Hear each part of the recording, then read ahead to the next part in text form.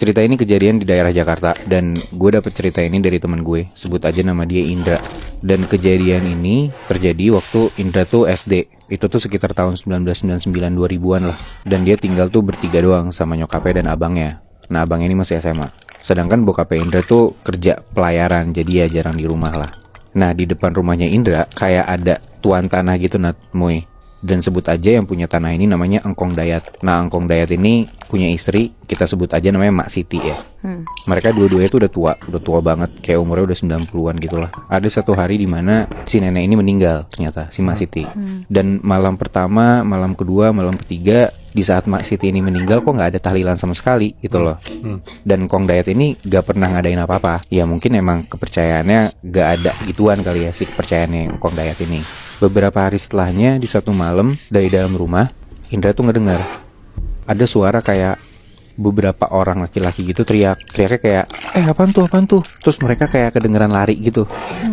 Indra denger itu dari dalam rumah. Dia nggak gubris apa-apa, dan besokan harinya Indra nanya ke nyokapnya.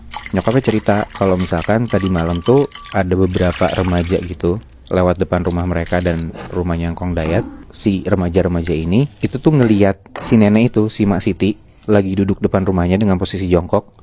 Dan di atas pohon samping rumahnya Engkong Dayat itu ada pocong banyak. Kaburlah mereka makannya. Nah, besokannya lagi bokapnya Indra tuh pulang. Sampai di rumah, dia nanyalah si bokapnya ini ke nyokapnya Indra. Dia bilang, Mak Siti ngapain duduk sendirian depan rumahnya jongkok? Disapa diem aja. Nyokapnya Indra kaget dong. Loh, Mak Siti baru banget meninggal beberapa hari yang lalu. Terus bokapnya kaget juga balik. Ya terus siapa dong yang tadi gue lihat gitu kan. Nah, nyokapnya Indra tuh bilang kayak, waduh, dari kemarin tuh anak-anak yang lewat situ juga bilang kalau emang ada sosok Mak Siti yang udah meninggal gitu kan. Dan emang muncul gitu loh sosok-sosok lainnya juga. Nah, udah tuh besok malamnya bokapnya Indra duduklah di teras depan rumahnya ngerokok. Kebayang gak sih lo kalau misalkan teras rumah orang Betawi gitu yang kursinya ada dua, terus di antara kursinya ada meja gitu. Nah, bokapnya tuh ngerokok di situ malam-malam, bokapnya Indra. Nah, Kong Dayat nyapa biasa lewat gitu kan. Terus sama bokapnya Indra ditawarin kopi, nggak mau. Udah tuh masuk Kong Dayat ke dalam rumahnya dia. Dan gak lama di tengah-tengah bokapnya Indra lagi ngerokok, tiba-tiba dari sebelah kuping bokapnya Indra, bokapnya tuh dengar, Bang, minta rokok. Begitu bokapnya nengok, ternyata Natmuy itu Mak Siti. Bangsat. Bokapnya kaget kan, astagfirullah gitu. Tapi bokapnya ini gak bisa gerak sama sekali. Bener-bener kaki tuh gak bisa bikin dia gerak buat dia bangun gitu. Dia di situ merem aja, merem, di istighfar berkali-kali, astagfirullah. Dan untungnya gak lama Mak Siti ini hilang. Hilang gitu aja. Masuklah bokapnya ke dalam rumah gitu kan, tidur. Tapi ternyata di malam yang sama abangnya Indra itu juga digangguin. Jadi tuh abangnya lagi tidur, dan tiba-tiba dia ngerasa kalau kepalanya dia tuh dilus-elus. Dia pikir ya itu nyokapnya gitu kan. Tapi abangnya Indra ini ngerasa kalau kayak ada bau-bau tanah gitu di kamarnya. Dan lu kebayang gak sih bau tanah basah habis kena hujan gitu. Dan ya lama-lama itu bikin dia gak nyaman gitu loh. Dan pas abangnya Indra kebangun, dia ngeliat ke atas kepalanya, ternyata yang ngelus-elus itu Mak Siti, Nat. Anjing. Gila. Dan pas abangnya Indra ini ngeliat ke guling yang dia peluk, ternyata itu pocong. Waktu tahun 2015-an, teman gue yang kita sebut aja namanya Vina, ini tinggal di Bandung. Vina. Dia tinggal di rumah yang kanan kirinya tuh langsung diimpit sama rumah kosong gitu, Bi. Nah,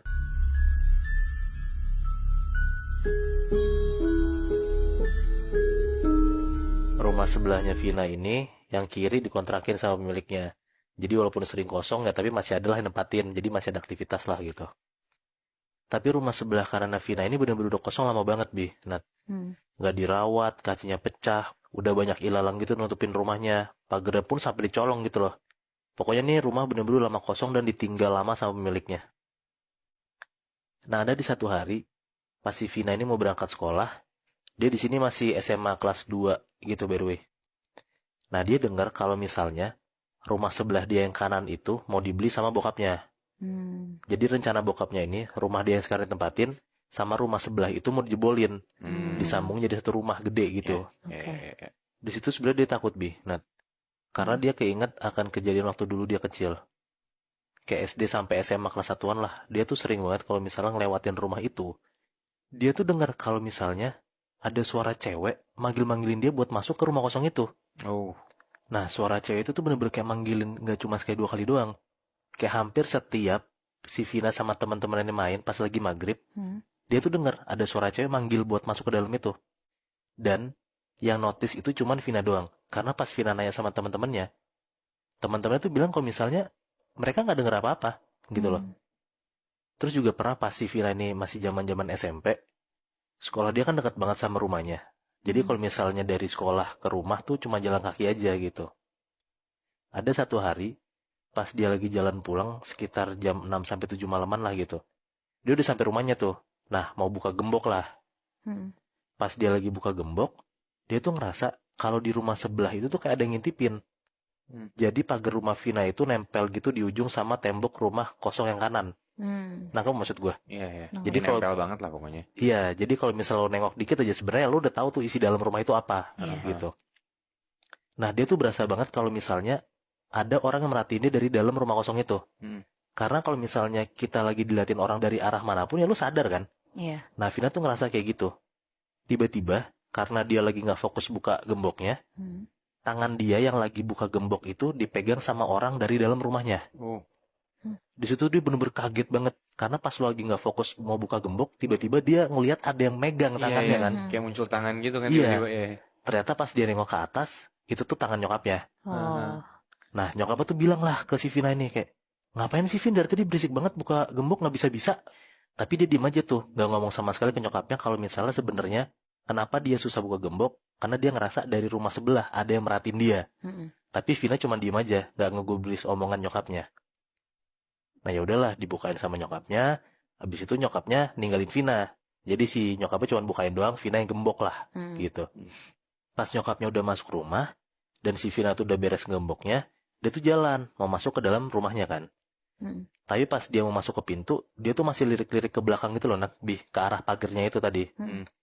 Karena dia tetap ngerasa kalau misalnya tuh gue tuh tadi diperhatiin orang gitu loh. Jadi hati dia tuh masih nggak enak gitu.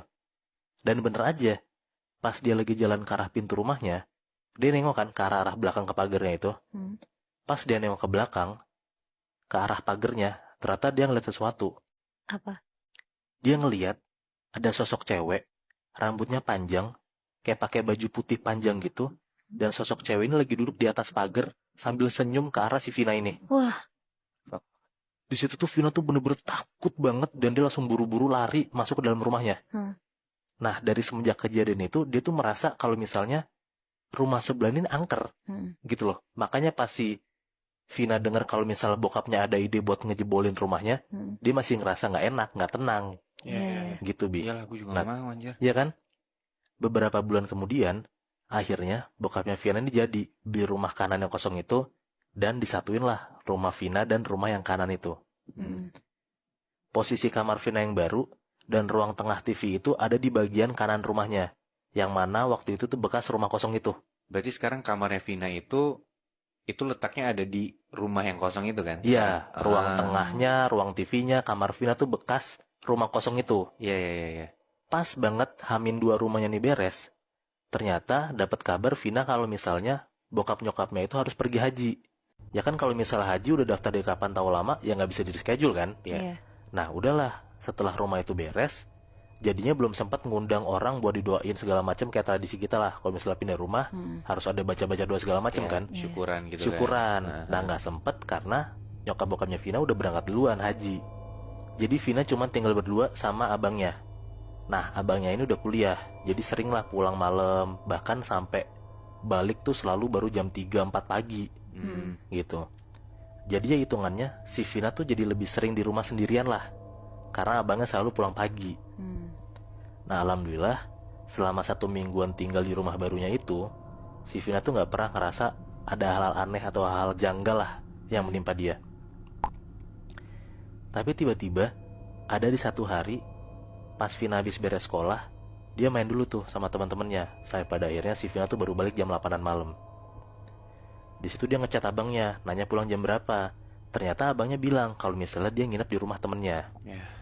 Nah dia ngechat tuh langsung tuh teman-temannya buat nemenin dia di rumah kan. Tapi ternyata nggak ada yang bisa. Ada anak-anak SMA yang mau liburan akhir semester ke Pulau Seribu, Bi. Nah by the way ini mereka semua anak Jakarta ya. Sekelas isinya 40-an orang, dan yang berangkat ke Pulau Seribu itu ada 25 orang. Mereka semua nyampe di Kepulauan Seribu tuh sekitar jam 2-an siang lah. Ya kayak orang-orang pada umumnya, kalau misalnya ke Pulau Seribu kan pasti mereka visit-visit pulau kecil, ngiter-ngiter gitu kan. Iya. Nah akhirnya mereka semua jam 7-an malam balik tuh ke pulau awal mereka. Istirahat sebentar, habis itu sekitar jam 9-an malam pada mencar tuh. Ada kegiatan masing-masing lah.